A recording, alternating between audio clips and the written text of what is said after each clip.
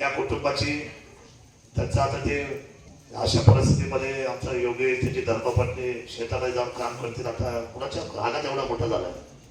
पण श्याम भाऊ सोमनाथराव आपण सगळी मंडळी गाव आहे आपण, त्याचा जो काही किराणा असेल त्याचं काय आता तोपर्यंत नाही का जोपर्यंत त्यांची मानसिकता अजित दादा कामाची होत नाही, त्याच्या मनाने जोपर्यंत त्याला जायला पुढे परवानगी पुढे भविष्यात देत नाही तोपर्यंत त्यांना संपूर्ण आपण संरक्षित देणं विशेष म्हणजे कुणावर मी सोपवणार नाही. आमदार म्हणून ही जबाबदारी माझी, मी या कुटुंबाचं पालन पोषण करेल एवढं मी तुम्हाला आज या निमित्ताने सांगतो. आणि या कुटुंबावर तेवढं हा जो प्रसंग घडलेला आहे त्या प्रसंगाची नैतिक जबाबदारी घेऊन मी मुख्यमंत्र्यांना भेटून मरेपर्यंतची शिक्षा फाशीची जर तुम्ही दिली तर मी विधानसभेमध्ये पाऊल टाकेल, नाहीतर ही आमदारकी इथून पुढे तुमच्या विधानसभेमध्ये पाऊल टाकणार नाही जोपर्यंत फाशी. अतिशय अंतःकरणापासून आम्ही संवेदनशील पद्धतीने मांडणारी माणसं आहोत. माझ्या ह्या बळगंगेच्या प्रांगणामध्ये आज एवढी मोठी घटना, एक तर आईचं वास्तव्य असलेले, तिचे उपकार असलेले हे गाव आहे, तिचा आशीर्वाद असलेले गाव आहे आणि तिची महिलेची उच्चेष्टा व्हावं. माझी विनंती एवढीच आहे आपल्या संपूर्ण महिलांना, आपल्या मुलींची काळजी घ्या. आपल्या मुलींना सतत डोळ्यासमोर ठेवा. रोजचा दिवस हा आता कठीण आहे. कायदा सुव्यवस्थेचा विचार करू, काही मूल्याप्रमाणे कायद्यामध्ये अजून काय बदल करता येईल. विशेषत्वाने या बाल जे आहेत म्हणजे मुलांच्या लहान मुलींच्या बाबतीमध्ये काय कडक कायदा करता येईल. त्याच्यामध्ये फाशीपेक्षा भरचौकामध्ये काय त्यांना आता बघा इतर फॉरेनचे आम्ही कायदे पाहतो, फार मोठी त्या कायद्यामध्ये ताकद आहे. लोक करायला धाडस ठेवत नाही. आम्हाला तिकडं आपल्याला धाडस ठेवतात लोक म्हणतात काय नाही आम्ही आज ना उद्या पैसे देऊन सुटो, किंवा काही काही वेळेला साक्षीदार फुटतात. तर मला असं वाटतं की या कायद्याच्या अनुषंगाने या लहान मुलींच्या कायद्यामध्ये म्हणजे महिलांच्या बाबतीमध्ये अजून काय आपल्याला बदल करता येईल. हा फास्टॅगचा सुद्धा कायदा जो केला ना महाराष्ट्राने, तो आता सगळ्या भारतातला सगळ्यात फास्टॅगचा पहिला कायदा आहे की ज्यांनी सगळ्यात पहिल्यांदा 55 दिवसामध्ये फाशी त्या ठिकाणी द्यायचा प्रयत्न केलाय. या बाबतीमध्ये मी गिल साहेबांचं, आदरणीय जिल्हाधिकारी महोदयांचं मी धन्यवाद व्यक्त करतो. आणि खूप चांगली वागणूक दिली. या सगळ्याचे ते चांगले बोलले, त्यांना समजून घेतलं, त्यांच्या भावना समजून घेतल्या.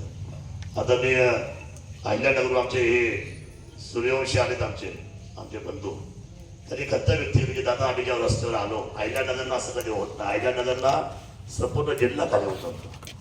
पिंपळवणीकर माझी हात जोडून विनंती आहे आपल्याला, येथून पुढे काही जरी झालं आपल्यामध्ये काही बेबनावपणा नाही, आपल्यामध्ये जाती पात आपण कधी आयुष्यात मांडलेली नाही.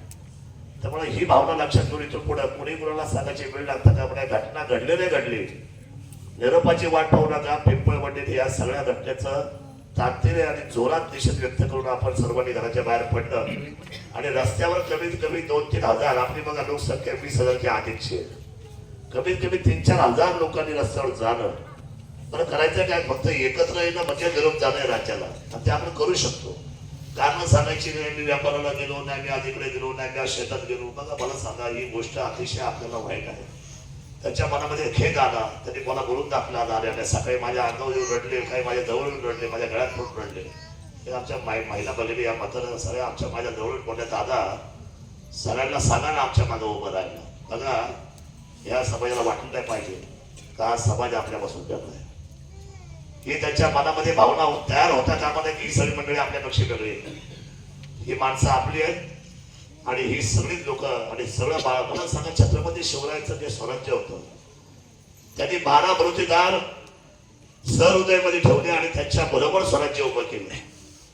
केवळ छत्रपती शिवरायांच्या बरोबर मराठा समाज नव्हता, हा डोक्यातून गैरसमज काढून टाकला सर्वांनी. 12 बलुतेदारांची अतिशय मोठी फळी त्यांनी उभी केली, त्यांना विश्वास दिला आणि स्वराज्य दिल्लीपर्यंत अटकेपर्यंत घेऊन गेले. ते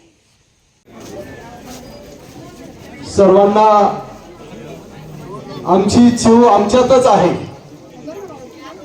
या जीवच्या भावना आपल्या माध्यमातून या ठिकाणी राज्य सरकारपर्यंत पोहोचतायत. तालुक्याचे आमदार आदरणीय शरददादा सोनवणे, तुम्ही आमचा आवाज आहात.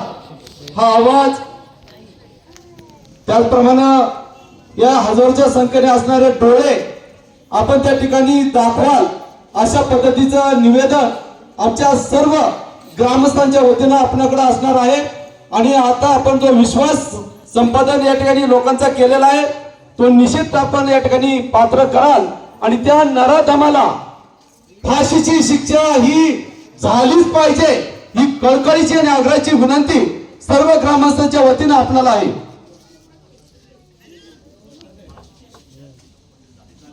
या ठिकाणी एक घोषणा देणार आहे. फाशीची शिक्षा, दिशाला न्याय, जीवला न्याय, त्या हरामखोराला फाशी, भाडकावला फाशी.